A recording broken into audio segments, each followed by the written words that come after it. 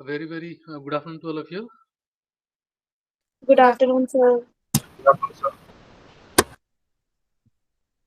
In the last class, we had already discussed regarding net income approach.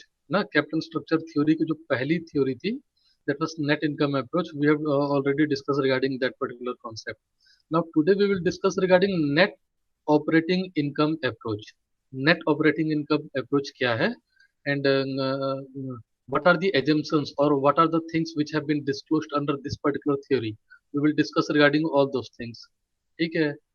पहले मुझे कोई अगर जानता हो तो मुझे बताया कि what is stated under net operating income approach और by whom this particular theory was propounded.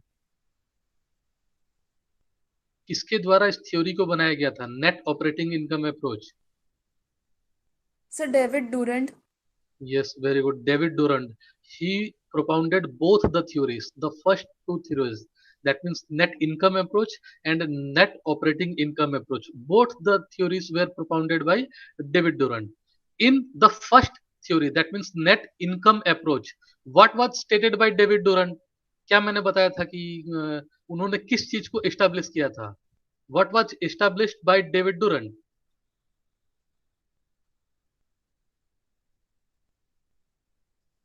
Sir उन्होंने कहा था कि फर्म अपना वैल्यू को इंक्रीज कर सकती है और टोटल कॉस्ट ऑफ कैपिटल और weighted average cost of capital को रिड्यूस कर सकती है by increasing the proportion of डेब्ट to the maximum possible extent.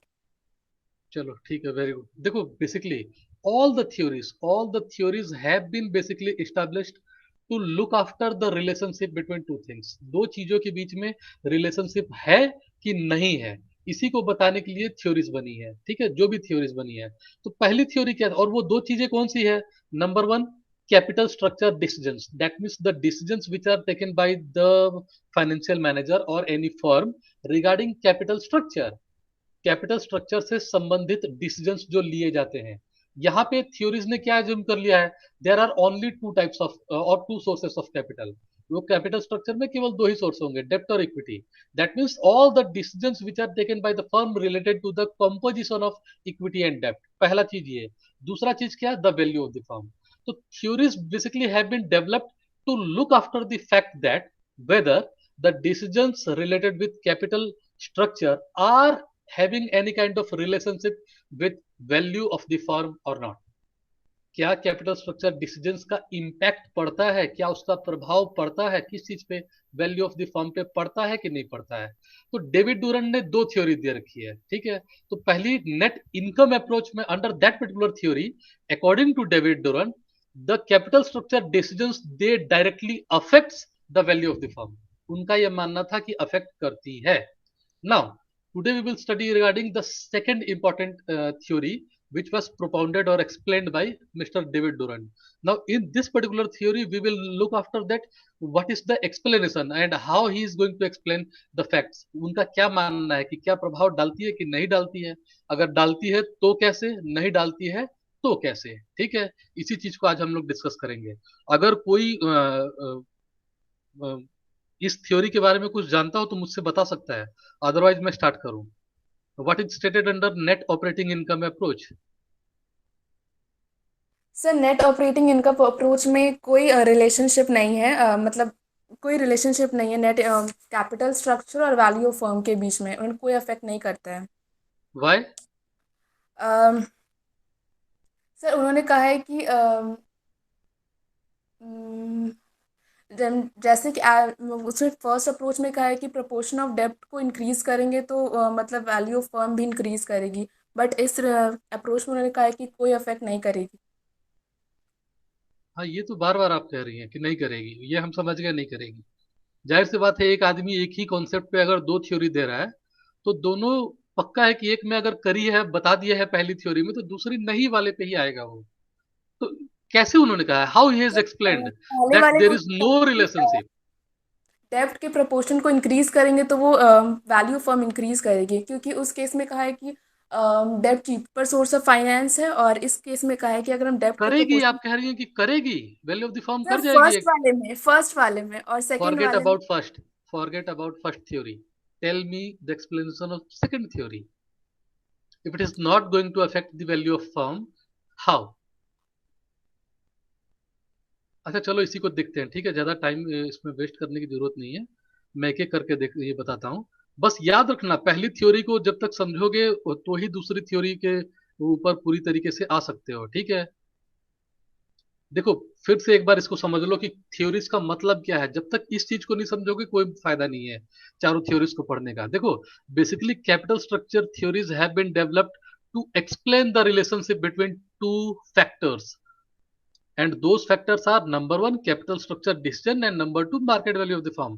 That means the theory will explain you that whether the decisions which are taken by the financial firm related to the capital structure are going to affect the market value of the firm or not.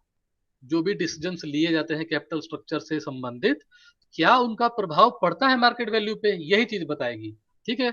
Now under net income approach, David Durant clearly states that yes, the decisions related to capital structure will affect the market value of the firm, and he has properly explained that particular thing. वो हम लोग पढ़ चुके हैं। Now, in today's theory, the theory which we are going to discuss today, that is net operating income approach. And this, under this theory, David Durant has stated that the decisions which are taken by the capital structure or related to the capital structure by the firm have no impact upon the market value of the firm. उनका कोई भी प्रभाव market value पे नहीं पड़ता है। यानी चाहे डेप्ट इक्विटी का कंपोजिशन जो भी हो, यहां मैंने क्या बताया था कि इन कैपिटल स्ट्रक्चर कितने प्रकार के सोर्सेस ऑफ फंड्स होते हैं, यहाँ पे थ्योरीज में कितने माना गया है?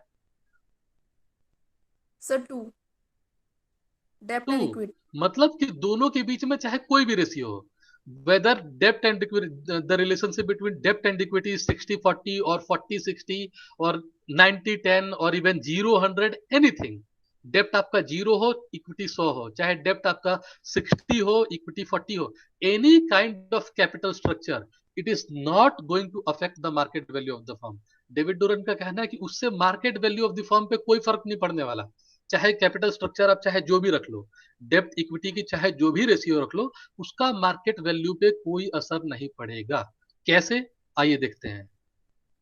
देखो, net operating income approach, this theory was formulated और प्रोपाउंडेड बाय डेविड डोरंट।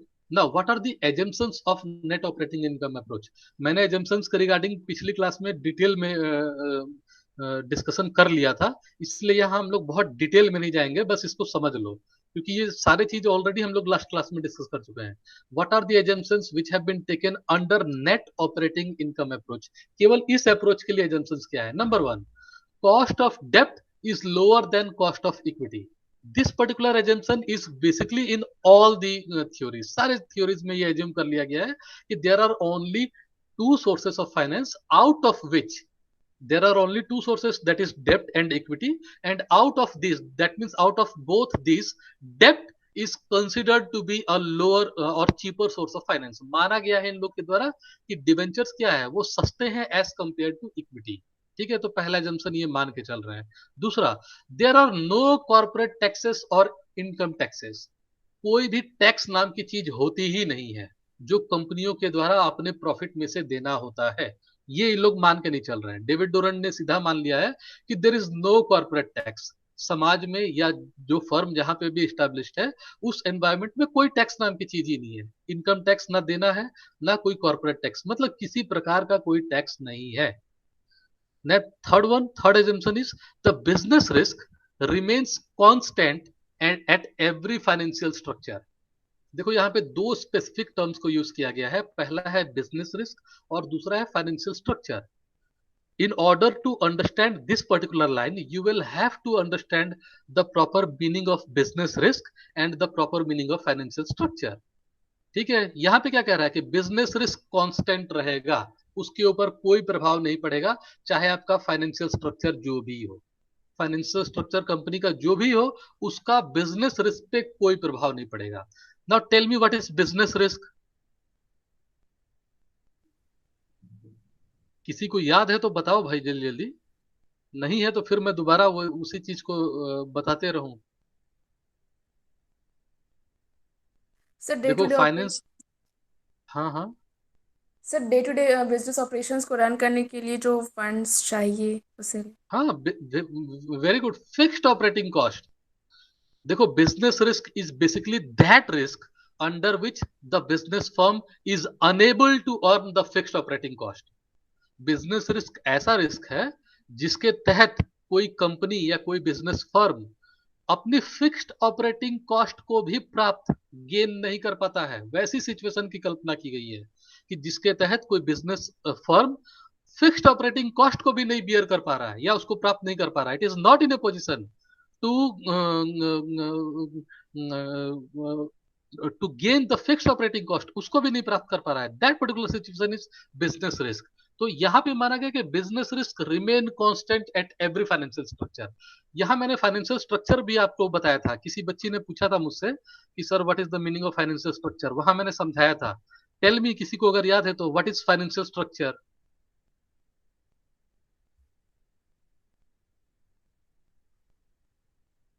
अच्छा, देखो यहाँ पे ध्यान से समझो।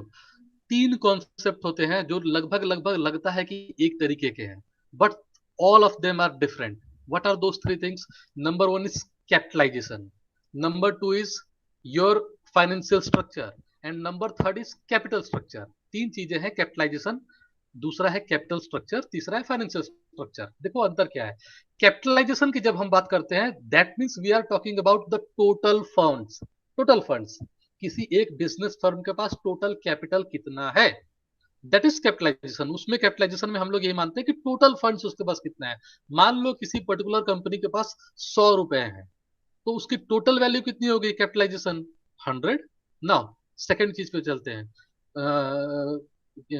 जो अभी हम लोग ये इसकी बात कर रहे थे, दैट इज फाइनेंशियल स्ट्रक्चर या कैपिटल स्ट्रक्चर। पहले कैपिटल स्ट्रक्चर को देखते हैं।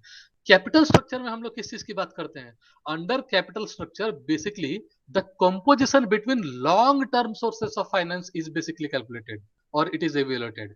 जब कैपिटल स्ट्रक्चर की बात हो रही होती है तो केवल long term sources of finance की हम लोग बात करते हैं, यानी कितने प्रकार के long term sources of finance होते हैं और उनके बीच में क्या रेशियो है, that is defined under capital structure. Capital structure की जब भी बात करते हैं, that means actually we are talking about the relationship between डेब्ट, equity, retained earnings and so on. Why? Because all these are long term sources of finance. इनके बीच में क्या रिलेशनशिप है, किस प्रकार का रेशियो है, that is stated under capital structure. But when we talk about financial structure, it basically indicates about two types of capital: long term capital, short term capital. And what is the composition of various sources of long term capital, and what is the composition of various sources of short term capital? Financial structure में दोनों चीज की बात की जाती है, long term capital के भी और शॉर्ट टर्म की भी। लेकिन क्योंकि ये फाइनेंशियल स्ट्रक्चर है, मतलब लॉन्ग टर्म कैपिटल में कौन कौन से सोर्स है, उनके बीच में क्या रिलेशनशिप है। जैसे लॉन्ग टर्म में मान लो डेप्ट इक्विटी है, तो what is the ratio between डेप्ट एंड इक्विटी, पहली चीज। और फाइनेंशियल स्ट्रक्चर दूसरा शॉर्ट टर्म की भी बात करता है। जैसे शॉर्ट टर्म है तो उसके जैसे करंट एसेट्स, लाइबिलिटी, ये जितनी भी चीजें हैं आपकी, उसके बीच में रेशियो क्या है। जो भी सोर्सेस है, सपोज मान लो आपने शॉर्ट टर्म डेप्थ लिया हुआ है, कुछ बैंक से लोन ले रखे हैं, ठीक है, ये जितने भी शॉर्ट टर्म के इनके हैं, what is the relationship between that particular short term sources of finance, जितने भी सोर्सेस ऑफ फाइनेंस है उनके बीच में। That means financial structure is basically talking about the all the relationship or all the ratios between the long term sources of finance and the short term sources of finance. सबकी जब overall बात कर रहे होते हैं, that means financial structure. ठीक है, capital structure केवल एक लॉन्ग टर्म की ही बात करता है, फाइनेंशियल स्ट्रक्चर लॉन्ग और शॉर्ट टर्म दोनों के सोर्सेस की और उनके बीच में रेशियो की बात करता है। तो so third point, it states that business risk remains constant, यानी बिजनेस रिस्क यानी कंपनी के द्वारा फिक्स्ड ऑपरेटिंग कॉस्ट जो प्राप्त किया जा रहा है वो कांस्टेंट रहेगा, वो बिल्कुल वैसा रहेगा। ऐसा नहीं है आप कह सकते हैं कि बिजनेस रिस्क तो अब तो ये इंसॉल्वेंसी की तरफ बिजनेस जाने वाली है, नहीं। हम लोग मान के चल रहे हैं कि बिजनेस रिस्क जो है वो कांस्टेंट है। That means the firm is in a position to earn its fixed operating cost at every financial structure. चाहे फाइनेंशियल स्ट्रक्चर आप कितना भी चेंज कर लो, डेप्ट इक्विटी की चाहे जितनी भी रेशियो चेंज कर लो, या जो short term sources of finance है उनकी रेशियो को चाहे जितनी भी चेंज कर लो, they are not going to affect the business risk. उनका प्रभाव बिजनेस रिस्क पे बिल्कुल नहीं पड़ने वाला है। ठीक है, तो ये ध्यान रखना। मोस्ट ऑफ द बुक्स में यहाँ पे फाइनेंशियल स्ट्रक्चर के बजाय कैपिटल स्ट्रक्चर ही लिख देता है कि कैपिटल स्ट्रक्चर का कोई प्रभाव बिजनेस रिस्क पे नहीं पड़ेगा। वो भी सही है, ठीक है, बट वो एक छोटा एस्पेक्ट है और फाइनेंशियल स्ट्रक्चर क्या है, एक ब्रॉडर एस्पेक्ट है। तो आप दोनों में से चाहे जो भी लिख सकते हैं, उससे कोई दिक्कत नहीं है। And fourth assumption is overall cost of capital or capitalization is constant. That means it is independent of the degree of leverage. Leverage चाहे जो भी हो, लिवरेज का मतलब बताया ही गया था, यानी डेप्ट के कॉम्पोजिशन को बढ़ाना, डेप्ट के रेशियो को बढ़ाना। तो ये कह रहा है कि डिग्री ऑफ लिवरेज यानी डेप्ट को आप चाहे जितना भी बढ़ाते रहो टोटल कैपिटल स्ट्रक्चर में, it is not going to affect the overall cost of capital. That means weighted cost of capital में कोई परिवर्तन नहीं आएगा, चाहे डिग्री ऑफ लिवरेज आप जितना भी बढ़ा दो, यानी डेप्ट को जितना भी बढ़ा दो कैपिटल स्ट्रक्चर में, जिस रेशियो से भी बढ़ा दो, उसका कोई भी प्रभाव ओवरऑल कॉस्ट ऑफ कैपिटल पे नहीं आएगा या कैपिटलाइजेशन के ऊपर नहीं आएगा। जो कैपिटलाइजेशन की वैल्यू है वही रहेगी और ओवरऑल कॉस्ट ऑफ कैपिटल भी वही रहेगा, चाहे डिग्री ऑफ लिवरेज जितना भी बढ़ा दो। ठीक है, डेप्ट इक्विटी की रेशियो में डेप्ट को चाहे आप जिस पोर्शन से भी बढ़ा दो, उसका ओवरऑल कॉस्ट ऑफ कैपिटल पे कोई फर्क नहीं पड़ेगा। ठीक है, so these are the assumptions. इस एजम्पशंस में किसी को कोई डाउट है तो मुझसे अभी समझ ले। एजम्पशंस वाले पॉइंट में अगर किसी को डाउट है तो बिल्कुल अभी समझ ले, अदरवाइज हम लोग थ्योरी पे बढ़ते हैं। चलो ठीक है। Now net operating income approach after assumptions what is propounded by mister David Durand, उनका क्या कहना है? देखो, अकॉर्डिंग टू दिस थ्योरी, इस थ्योरी का मानना है the total value of the firm is unaffected by its capital structure. यानी किसी कंपनी का, बिजनेस फर्म का कैपिटल स्ट्रक्चर यानी डेप्ट इक्विटी के रेशियो में चाहे जिस प्रकार का भी परिवर्तन आप कर दीजिए, डेप्ट इक्विटी रेशियो चाहे जैसे परिवर्तन कर लीजिए, that is not going to affect the total value of the firm. Total value of the firm पे ये अफेक्ट नहीं पड़ेगा। तो यही तो रिलेशनशिप इन दोनों के बीच में रिलेशन है कि नहीं है, यही तो थ्योरी बताती है। तो इस थ्योरी का क्या मानना है कि that particular thing is unaffected, बिल्कुल total value of firm unaffected है, ये इनका मानना है। ठीक है, अब इसको इन्होंने सिद्ध कैसे किया है देखा जाए। नो मैटर, आगे ये कह रहे हैं कि no matter what the degree of debt equity ratio is, that means either it is 50-50, 90-10 or 10:90, the total value of the firm will remain constant। आगे इनको इन्होंने फर्दर क्लैरिफाई किया है कि किसी कंपनी की कैपिटल स्ट्रक्चर में डेप्ट इक्विटी रेशियो चाहे जो भी हो, मान लो डेप्ट 50 और इक्विटी 50 हो, चाहे डेप्ट 90 हो और इक्विटी बस 10 हो, या डेप्ट ही केवल 10 हो और इक्विटी 90 हो, the total value of the firm will remain constant. Value of the firm पे कोई असर नहीं पड़ने वाला है, चाहे आप इस रेशियो को किसी भी पोर्शन से चेंज कर लीजिए, it will not affect the value of the firm. इस चीज को आगे इन्होंने कैसे एक्सप्लेन किया है, why, because the market prices of shares will also not change. देखो, ये value of the firm change नहीं हो रहा है, it means market value of the prices are basically not change. ये हम लोग मान सकते हैं, क्योंकि मार्केट प्राइसेस चेंज नहीं हो रही है तो value of the firm automatic जो मार्केट प्राइस पे डिपेंडेंट फैक्टर है वो चेंज नहीं हो रहा है। Now the market prices of shares will also not change with the change in the डेप्ट इक्विटी रेशियो। वही चीज ये बोल रहे हैं कि डेप्ट इक्विटी चाहे जितना भी परिवर्तन कर लो, market prices of the shares में बदलाव नहीं होगा, and so the value of the firm will remain constant. आगे, there is nothing such as optimum capital structure. क्योंकि अभी देखो यहाँ पे इन्होंने आगे क्या कह दिया कि ऑप्टिमम कैपिटल स्ट्रक्चर नाम की कोई चीज ही नहीं होती है। ठीक है, क्यों?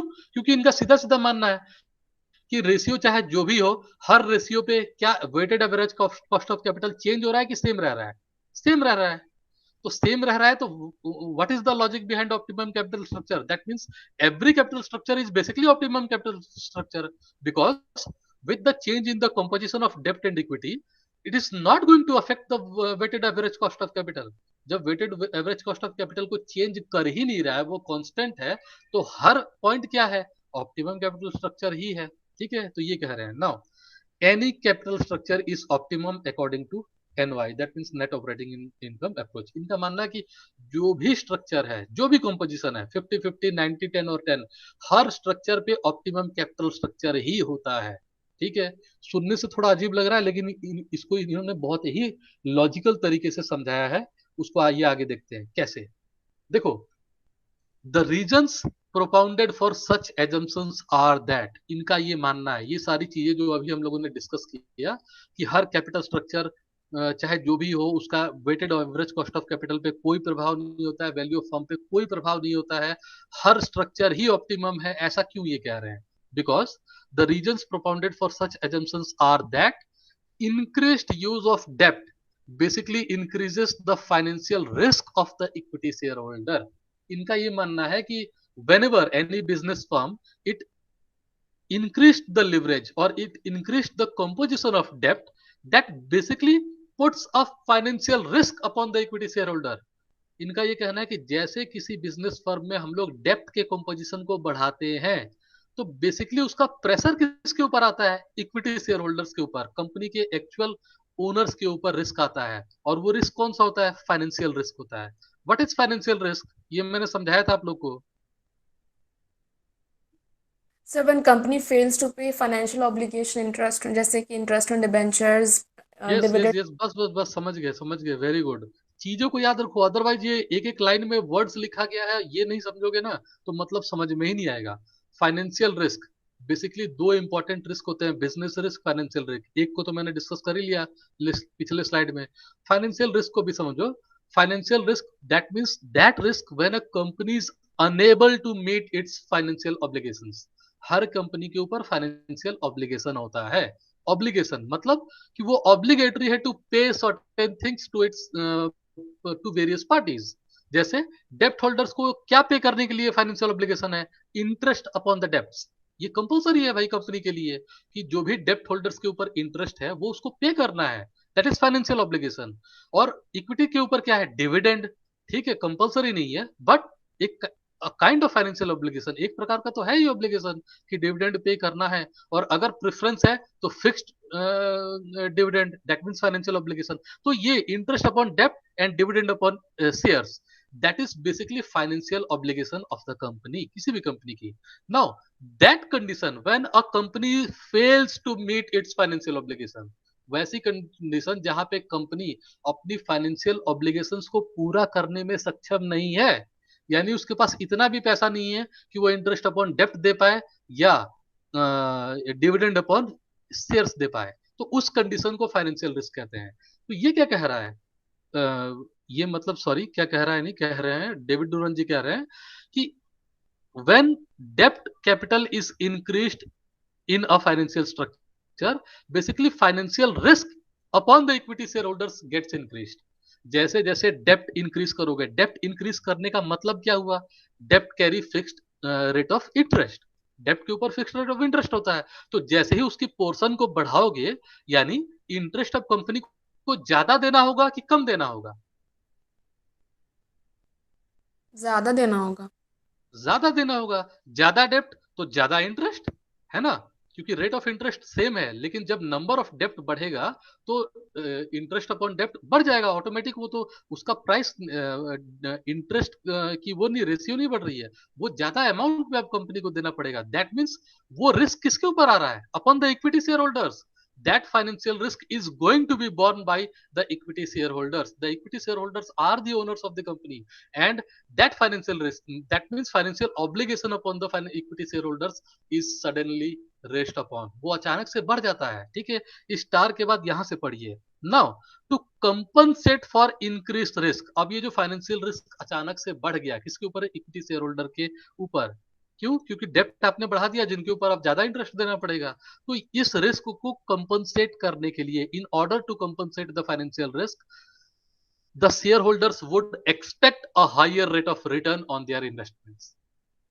भाई इक्विटी शेयर होल्डर क्या कहेगा कि भैया मैं ज्यादा रिस्क ले रहा हूं, तो रिटर्न की भी पॉसिबिलिटी क्या होनी चाहिए? मेरी ज्यादा होनी चाहिए। जैसे फाइनेंशियल का बेसिक थ्योरी क्या कहता है? Higher the risk, higher is the possibility of the return. किसी भी इंस्ट्रूमेंट में ये दो चीज फीचर आपको दिखेगा। ठीक है, higher will be the risk, higher will be the possibility of return. Lower the risk, lower will be the rate of return. जैसे गवर्नमेंट की डेप्ट, गवर्नमेंट की डेप्ट क्या है? अल्टीमेट सिक्योर्ड होती है, उस पर कोई डर ही नहीं है, वो पैसा डूबने वाला नहीं है, तो रेट ऑफ इंटरेस्ट क्या होता है? बहुत कम होता है। What about equity? किसी कंपनी के शेयर में आप पैसा लगा रहे हो, ठीक है, जैसे अडानी की ग्रुप ऑफ कंपनीज में आपने पैसा लगा दिया, तो वो क्या है? That is risky, because equity share is risky, but at the same time the chances of return is also high.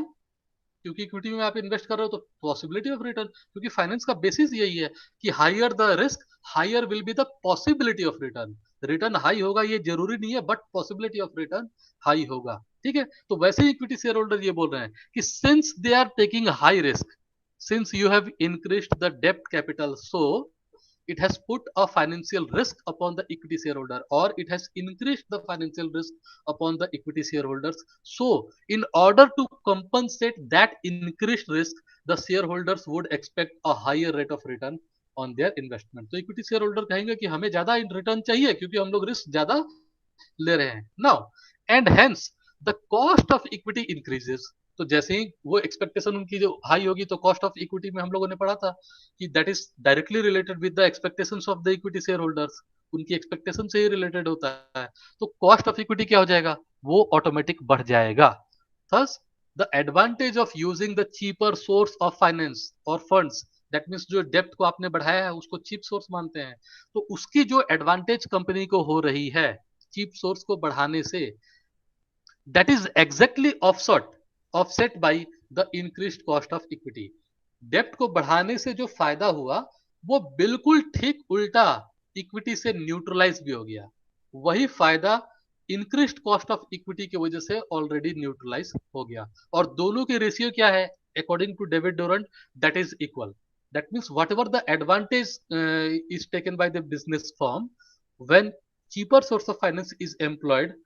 इसको एग्जांपल से समझते हैं कि मान लो 40-60 का पहले रेशियो था, ठीक है, यानी 40 डेप्ट था 60 इक्विटी था, और कंपनी अब जो है इसको ट्रांसफॉर्म कर रही है और अब 60-40 कर रही है, यानी जो डेप्ट पहले 40 था अब 60 हो जाएगा, और जो इक्विटी पहले 60 था वो अब 40 हो जाएगा। ठीक है, तो इसमें क्या है, जैसे ही चीपर सोर्स ऑफ फाइनेंस हमने बढ़ाया 40 से 60 किया, तो क्या इसकी वेटेड कॉस्ट ऑफ कैपिटल गिरनी चाहिए कि नहीं गिरनी चाहिए, बिल्कुल गिरनी चाहिए, क्योंकि चीपर सोर्स ऑफ फाइनेंस आपने बढ़ा दिया है। बट डेविड डोरन का ये कहना है कि सिंस मोर डेप्ट capital have been employed so financial risk of the equity share holders has been increased, ये बढ़ गया। तो भले ही इक्विटी को आपने 60 से 40 कर दिया, although it has been reduced, but the cost of equity is increased, वो बढ़ जाता है अचानक से। भले ही इक्विटी की संख्या प्रोपोर्शन भले ही कम होगी हो, लेकिन कॉस्ट ऑफ इक्विटी पहले जो था उससे अब बढ़ जाता है। ठीक है, ये इतना बढ़ता है कि उसको कंपनसेट कर देता है या ऑफसेट कर देता है या न्यूट्रलाइज कर देता है, किसको, डेप्थ से होने वाले फायदे को इक्विटी के कॉस्ट में जो इंक्रीज होता है उससे ठीक न्यूट्रलाइज कर देता है, उसको ऑफसेट कर देता है। ठीक है, इसलिए कंपनी को बिल्कुल नो प्रॉफिट नो लेस की सिचुएशन में पहुंचा देता है, इसलिए overall cost of capital change नहीं होता है and ultimately the value of the firm is unaffected. ठीक है, देखो इसमें थोड़ा सा अभी डाउट रह गया होगा, बट डायग्राम के द्वारा उन्होंने एक पिक्चर के द्वारा इसको प्रूफ किया है, उससे थोड़ा आप लोगों को क्लियर हो जाएगा। ठीक है, डायरेक्ट हम लोग डायग्राम पे चलते हैं। देखो यहाँ पे under this diagram on this particular x axis, ये नीचे देखो फ्रॉम पॉइंट, ये जीरो मान लो या हो जीरो ही है, from point zero to this X, ये जो एक्स ऐसे चल रहा है, on this X axis degree of leverage have been spotted और प्लॉटेड। ठीक है, यहाँ पे डिग्री ऑफ लिवरेज को दिखाया, मतलब कि डेप्थ को जैसे जैसे आप बढ़ा रहे हो, ठीक है, यानी डेप्थ सबसे कम कहाँ होगा, इस पॉइंट पे, जीरो पॉइंट पे डेप्थ सबसे कम होगा, जीरो है डेप्थ और इक्विटी 100 है। जैसे जैसे आगे बढ़ रहे हो डेप्थ की कंपोजिशन बढ़ती जाएगी। फॉर एग्जाम्पल पॉइंट ए पे डेप्थ क्या है, 20, ठीक है, जैसे ही हम लोग आगे बढ़ रहे हैं पॉइंट बी पे अब डेप्थ कितना आ चुका है, 60, यानी अगर इस साइड और आगे बढ़ेंगे तो यहाँ पे डेप्थ और बढ़ेगा, और जैसे जैसे बैक साइड आ रहे हैं मतलब हम लोग जीरो की तरफ बढ़ रहे हैं। That means this particular x axis it is indicating degree of leverage, what is the amount of depth which is employed by the business firm in the capital structure। ठीक है, तो वो जैसे जैसे कम है वो यहां से, और जैसे डिग्री ऑफ लिवरेज बढ़ रही है इस तरीके से, जैसे जैसे हम लोग एक्स एक्सिस पे आगे बढ़ेंगे तो वो डिवेंचर्स या डेप्ट कैपिटल क्या है वो बढ़ता जाएगा। ठीक है, तो इस पे ये दिया है। On the Y axis cost of capital is plotted, यहाँ पे कॉस्ट ऑफ कैपिटल दिखा रहा है कि कॉस्ट क्या है। ठीक है, नाउ कॉस्ट ऑफ डेप्ट इज कांस्टेंट, बिल्कुल वो फिक्स होता है, तो इनका ये मानना है चाहे डेप्ट आप कितना भी बढ़ा दीजिए, 20:80 कर दीजिए या 60:40 या 90:10, कोई भी रेशियो कर लीजिए, डेप्ट कैपिटल की कॉस्ट क्या होगी, वो फिक्स रहेगी, that is constant. And that's why this particular line is horizontal और it is parallel to X axis, X axis के पैरेलल चल रहा है। यानी कोई भी कॉम्पोजिशन, डिग्री ऑफ लिवरेज चाहे कितना भी आप चेंज कर लो, कॉस्ट ऑफ डेप्ट में कोई भी चेंजेस नहीं आना है, कॉस्ट ऑफ डेप्ट विल बी सेम, वो बिल्कुल सेम रहेगा, ठीक है। नाउ सेकंड को देखा जाए, कॉस्ट ऑफ इक्विटी। इसको देखिए, ये स्टार्ट कहां से हो रहा है, ये यहां से स्टार्ट हो रहा है, that means on Y axis, इस पे किसी एक पॉइंट पे जो 0 पॉइंट है यहां से स्टार्ट हो रहा है, और it is inclining in the right direction upwards, it is moving upwards in the right direction, ठीक है, राइट डायरेक्शन में ऊपर की तरफ बढ़ रहा है। That means as and when the company is increasing the degree of leverage, the cost of equity increases। जैसे जैसे डिग्री ऑफ लिवरेज कोई कंपनी बढ़ा रहा है या business firm degree of leverage बढ़ा रहा है, मतलब डेप्ट कैपिटल को जैसे जैसे ज्यादा बढ़ा रहा है, तो इक्विटी की कॉस्ट जो है वो क्या हो रही है, वो बढ़ रही है, वो बढ़ते जा रही है, ठीक है। क्यों? क्योंकि वो राइट डायरेक्शन में इंक्लाइन कर रहा है, ठीक है। जैसे एग्जांपल में देखते हैं, पॉइंट ए पे डेप्ट इक्विटी रेशियो क्या है, 20:80, यह जो मैंने बनाया है, ठीक है, 20:80, यानी इक्विटी यहाँ पे क्या था, 80 था। तो इक्विटी का मान लो ये प्राइस समथिंग यहाँ पे कुछ है, ठीक है, यहाँ पे जो इक्विटी की प्राइस है, जैसे ही डिग्री ऑफ लिवरेज बढ़ा दी जा रही है, यानी इक्विटी को कम कर दिया गया, यानी डेप्ट को बढ़ाया गया, तो इक्विटी ऑटोमेटिक कम हो जाएगी। क्यों? क्योंकि दो ही तो सोर्स ऑफ फाइनेंस माना गया है। तो 100 में अगर 60 डेप्ट हो जाएगा, तो rest of the capital that means equity is 40। तो 40 का क्या प्राइस क्या है, 40 की प्राइस क्या सेम है कि बढ़ चुकी है कि घट चुकी है?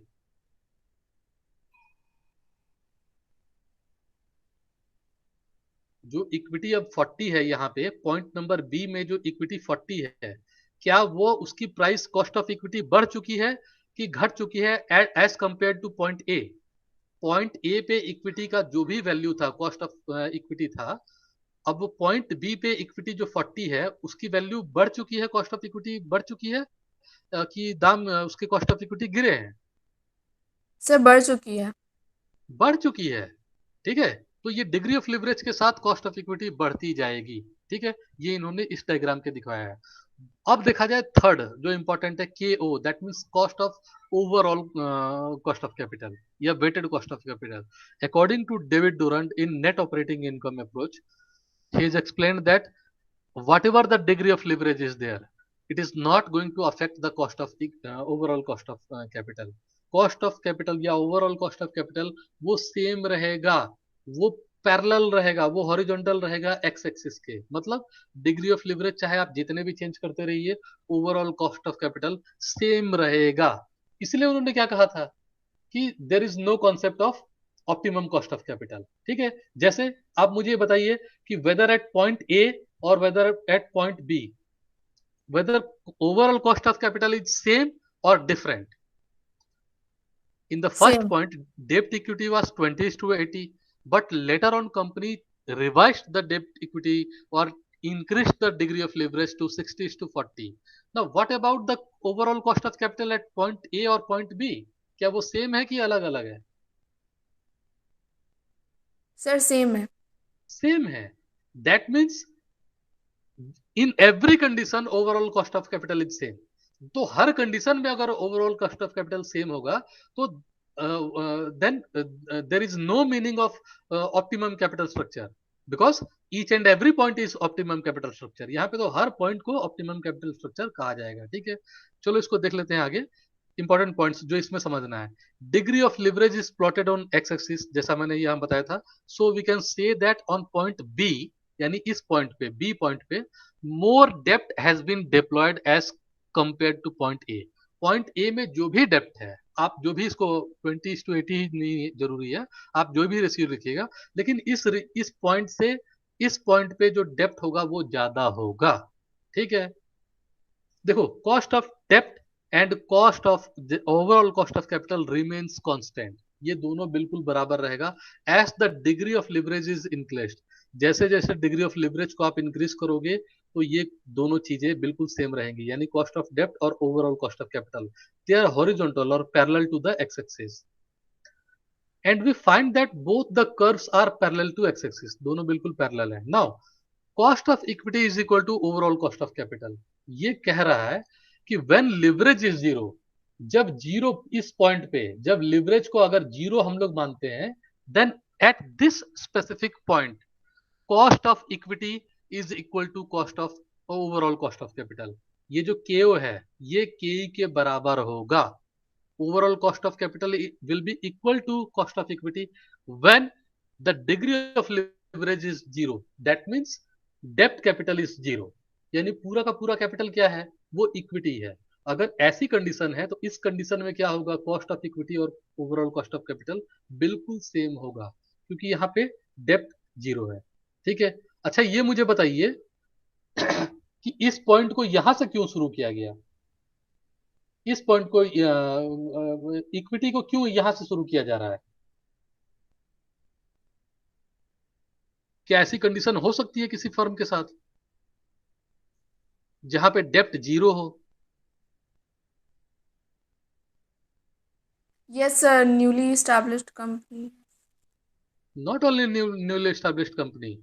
पहला चीज तो मैंने पूछा था कि हो सकता है कि नहीं। यस, हो इट कैन सकती है। हैपन, बिल्कुल हो सकता है। क्या हो सकता है, किसी कंपनी की इक्विटी कैपिटल, मतलब उसकी जितने भी कैपिटल है उसके पास, सारी की सारी इक्विटी है, दैट मीन्स उसके पास डेप्ट जीरो है। क्या ये कंडीशन हो सकता है? यस, हो सकता है।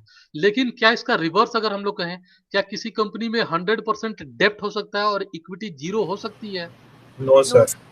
नो, ये कभी भी नहीं हो सकता है। We can't imagine about that particular concept that a company is 100% debt.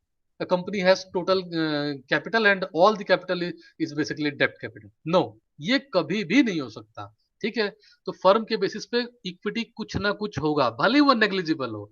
ये भी हम लोगों ने पिछले क्लास में काफी डिटेल से डिस्कस किया था। ठीक है, तो इसलिए यहाँ पे इक्विटी की स्टार्टिंग कहाँ से कर दिया है, जीरो से। ठीक है, कि जीरो हो सकता है, ऐसी सिचुएशन भी हो सकती है, बट वहां पे क्लियर है कि डिग्री ऑफ लिवरेज क्या होगी, जीरो, दैट मींस डेप्ट capital is zero. Now at that specific point when degree of leverage is zero, at that particular point of time cost of equity will be equal to overall cost of capital. ये दोनों यहाँ पे बराबर है।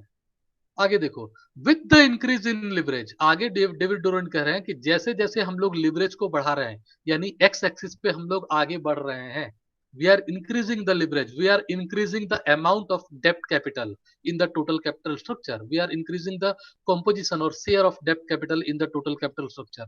जैसे जैसे increase करेंगे, the cost of equity rises। जैसे जैसे डिग्री ऑफ लिवरेज इधर इंक्रीज करेंगे, कॉस्ट ऑफ इक्विटी बढ़ता जाएगा। ठीक है, ऊपर बढ़ता जाएगा। ठीक है, इन सच अ मैनर, और इस तरीके से बढ़ेगा। किस तरीके से बढ़ेगा ये भी ये बता रहा है। Not only it will rise, but it will rise in such a manner so as to offset और neutralize the advantage of using cheaper डेप्ट कैपिटल। इनका ये क्लियर कट मानना है कि डेप्ट कैपिटल को जिस रेशियो से आप बढ़ा रहे हैं, उससे होने वाला जो फायदा है वो इक्वली, उस फायदे को इक्वली ऑफसेट कर देगा, ये न्यूट्रलाइज कर देगा। क्यों, कौन कर देगा?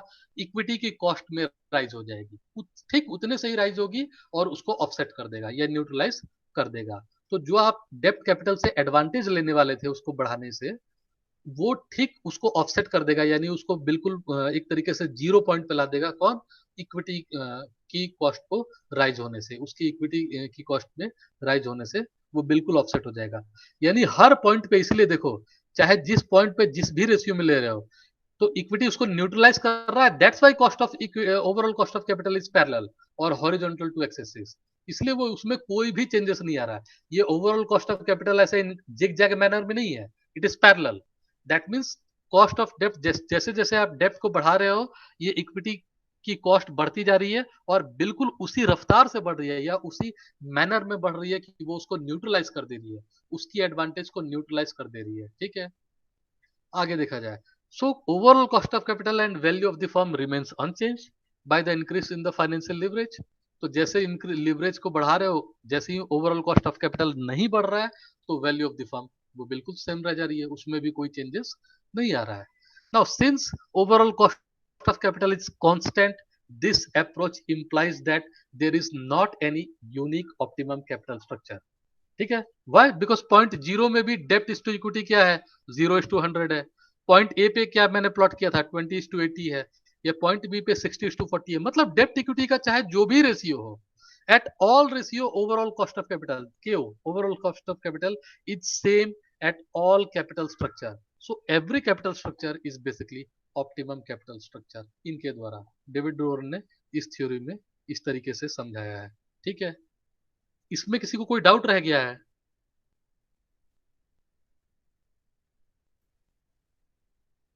किसी पॉइंट पे डाउट है? ये ध्यान रखना कि ऑफसेट क्यों कर रहा है, क्योंकि सीधा सीधा उनका मानना है कि जैसे ही डेप्ट को हम लोग बढ़ा रहे हैं, वो फाइनेंशियल रिस्क डाल रहा है इक्विटी पे। जैसे आप ही लोग अपने आप में समझो, आप लोग मान लो, आपके आपके पास सपोज आप सारे लोग नौकरी पे लग गए, ठीक है, और आपकी मंथली सैलरी है suppose 1 lakh rupees per month. आपको 1 लाख रुपया पर मंथ सैलरी मिल रहा है, ठीक है। अब आपने तुरंत नौकरी पाया तो सोचा आपने कि चलो अब मैं अपनी लिविंग स्टैंडर्ड को बढ़ाऊंगा, and in order to increase your living standard you just take lots of goods on EMI.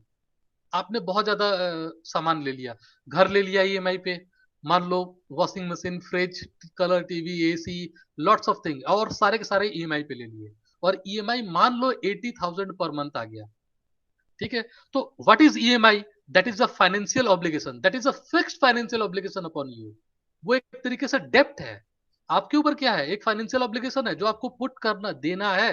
तो क्या आपके ऊपर कोई एक रिस्क इंक्रीज हुआ कि नहीं हुआ?